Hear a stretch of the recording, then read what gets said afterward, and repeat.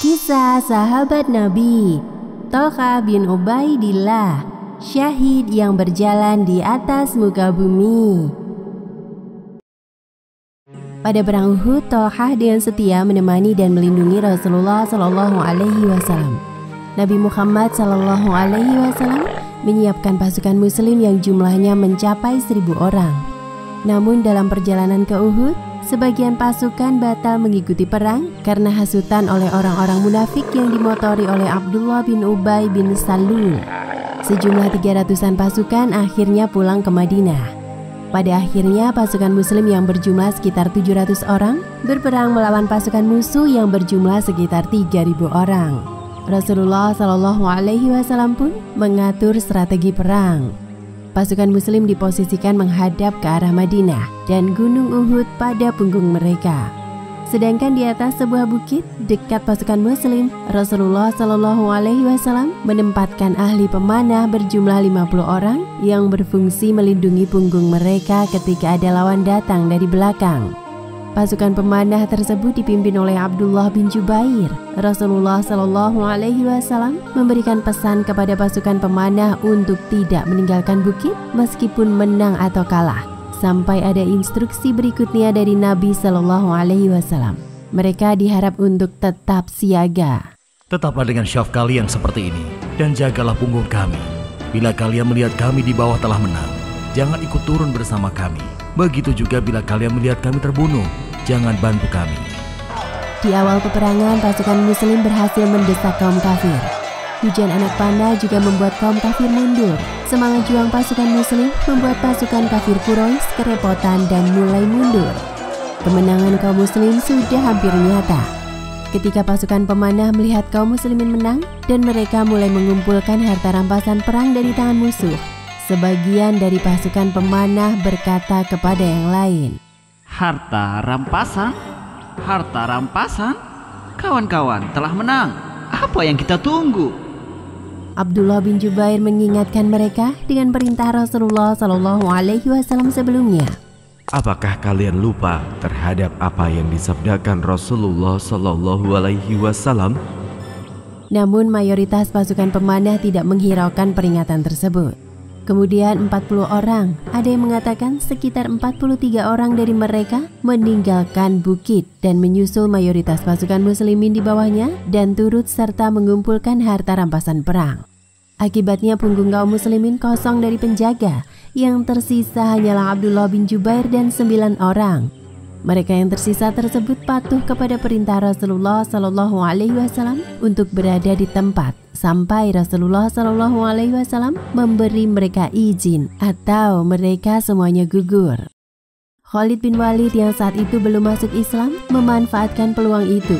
Dengan cepat ia memimpin pasukannya untuk memutar bukit sehingga tiba di belakang pasukan muslim. Khalid dan pasukannya menyerang Abdullah bin Jubair dan pasukan pemanah yang tersisa. Selanjutnya ia menyerang pasukan muslim dari belakang. Pasukan berkuda Khalid berseru sehingga kaum musyrik yang kalah mengetahui bahwa keadaan telah berubah. Maka mereka kembali menyerang kaum muslimin. Kaum muslimin terjepit di antara dua kekuatan orang-orang musyrikin dari depan dan belakang.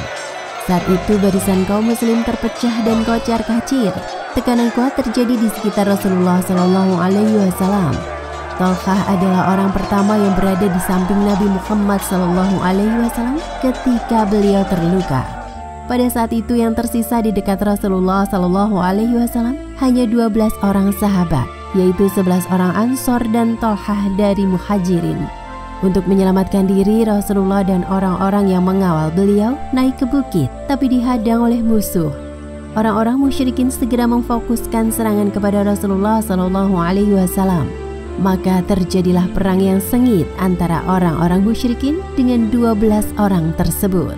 Ketika orang-orang musyrikin mendekat, Rasulullah SAW bersabda, Siapa yang berani melawan mereka, dia akan menjadi temanku di surga.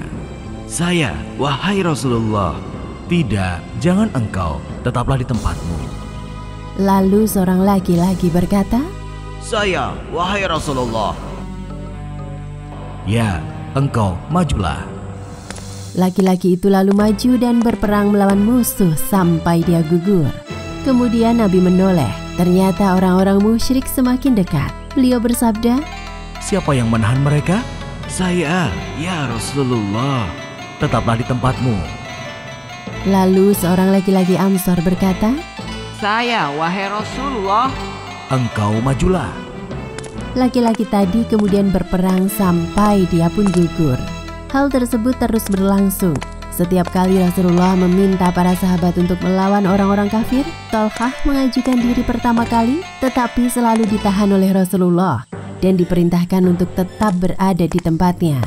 Sampai 11 Ansor itu gugur syahid, dan yang tersisa bersama Rasulullah SAW hanyalah Tolhah bin Ubaidillah. "Sekarang engkau, wahai Tolhah." Kemudian Tolhah maju melawan musuh. Ia mengayunkan pedang dan menghalau sekuat tenaga para musuh jangan sampai mendekat kepada Rasulullah SAW. Setiap kali setelah Tolhah melawan musuh, ia kembali kepada Rasulullah mendorong beliau ke belakang agar jauh dari musuh. Jari telunjuk dan jari tengah Tolhah lumpuh. Ada yang mengatakan jari-jarinya putus. Ia merasa sangat kesakitan dan berkata, Aduh. Lalu Nabi Muhammad SAW bersabda, "Seandainya engkau mengucapkan bismillah, niscaya para malaikat akan mengangkatmu, sementara orang-orang kafir melihatnya." Dalam riwayat lain Rasulullah bersabda, "Seandainya engkau mengucapkan bismillah, niscaya engkau akan melihat sebuah istana di surga yang dibangun untukmu dari ucapan tersebut, walaupun engkau masih hidup di dunia." Salah satu kakinya pincang pada saat membela Rasulullah SAW. Namun ketika ia membawa Nabi SAW, ia memaksakan diri untuk berjalan normal. Tolhah melakukan hal itu agar tidak memberatkan beliau. Dipapahnya Rasulullah dengan salah satu tangannya dan tangan satunya memegang pedang. Karena pemaksaan ini kaki Tolhah malah sembuh dan tidak pincang lagi. Rasulullah hendak naik ke sebuah batu besar. Beliau dalam kondisi agak lemah. Selain itu, beliau juga memakai 2 baju besi yang ternyata cukup berat sehingga beliau agak kesusahan untuk naik. Ketika Rasulullah berusaha untuk naik, Tolhah duduk dan menjadikan dirinya sebagai pijakan Rasulullah SAW agar beliau bisa naik. Disandarkan tubuh Rasulullah SAW. Gigi depan Rasulullah SAW patah dan wajah beliau terluka. Dengan tubuh yang penuh luka dan menahan kesakitan, bahkan nyaris tak kuasa menahan pingsan, Tolhah kembali menyerang musuh sampai dia berhasil mengusir dan mengalahkan beberapa orang kafir. Abu Bakar dan Abu Ubaidah bin Jarrah yang berada agak jauh dari Rasulullah SAW tak lama kemudian mendekati Rasulullah. Namun Rasulullah berseru, "Tinggalkan aku, bantulah Tolhah, kawan kalian." Keduanya bergegas mencari Tolhah dan saat ditemukan, Tolhah dalam keadaan pingsan. Tubuhnya berlumur darah, banyak luka tebasan pedang, tusukan lembing dan lemparan panah. Mereka mengira Tolhah telah gugur, tapi ternyata ia masih hidup. Maka dari itu Tolhah diberi gelar syahid yang hidup oleh Rasulullah SAW. Barang siapa ingin melihat seorang syahid berjalan di atas muka bumi, hendaklah ia melihat kepada Tolhah bin Ubaidillah. Sejak itu jika orang-orang membicarakan tentang perang Uhud di hadapan Abu Bakar, maka Abu Bakar selalu menyahut, "Hari itu semuanya milik Tolhah." Allah berfirman dalam surat Al-Ahzab ayat 23, "Di antara orang-orang mukmin itu ada orang-orang yang menepati apa yang telah mereka janjikan kepada Allah, dan di antara mereka ada yang gugur, dan di antara mereka ada pula yang menunggu-nunggu, dan mereka sedikit pun tidak mengubah janjinya." Saat itu para sahabat meminta orang Arab Badui bertanya kepada Nabi SAW tentang ayat yang telah dibacanya. Para sahabat merasa sangat segan kepada Rasulullah sehingga mereka tidak berani bertanya. Maka orang Badui itu bertanya kepada Nabi SAW, tetapi beliau berpaling darinya. Dan orang Badui itu kembali bertanya, lalu Nabi SAW berpaling lagi darinya. Kemudian Tolhah muncul dari balik pintu masjid yang pada saat itu ia memakai pakaian hijau. Ketika Rasulullah SAW melihatnya, beliau bersabda, "Di mana orang yang bertanya tentang siapa yang telah gugur?" "Saya, wahai Rasulullah." "Orang ini termasuk orang-orang yang telah gugur." Rasulullah mengisyaratkan Thalhah termasuk orang yang gugur di jalan Allah. Ia menepati janjinya kepada Allah Subhanahu wa Ta'ala. Di perang Uhud, Thalhah melindungi Rasulullah Shallallahu Alaihi Wasallam dengan segenap kekuatan yang dimilikinya, bahkan pada saat-saat sulit dan menakutkan. Tubuhnya penuh luka dan akhirnya cacat karena jari-jari tangannya terpotong atau lumpuh. Demikian kisah Thalhah bin Ubaidillah radhiyallahu anhu.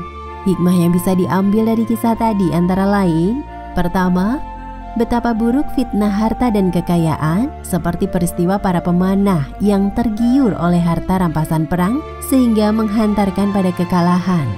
Kedua, para sahabat sangat menyayangi Rasulullah, melindunginya dengan segenap jiwa bahkan nyawa, seperti semangat Thalhah bin Ubaidillah. Ketiga, sungguh luar biasa perjuangan para sahabat dalam menegakkan agama Allah. Hendaknya kita mengikutinya. Wallahu a'lam bishawab.